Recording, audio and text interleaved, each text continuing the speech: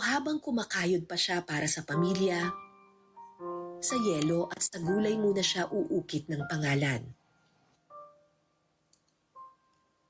Kahit pa kalabasa lang ang kanyang inuukitan, mababakas ang talento ni Chef Mel sa kanyang mga likha.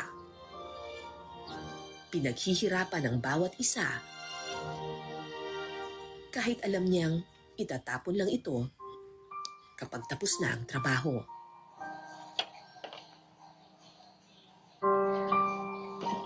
Habang nag-uukit si Chef Mel, isang pamilyar na muka ang lumapit at nanood. Aba, talagang kapakabait ni Tiyo nga.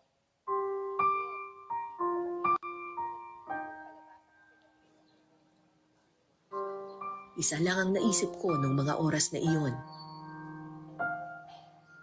400 taong pinanday ang talento ng mga mang-uukit ng paite.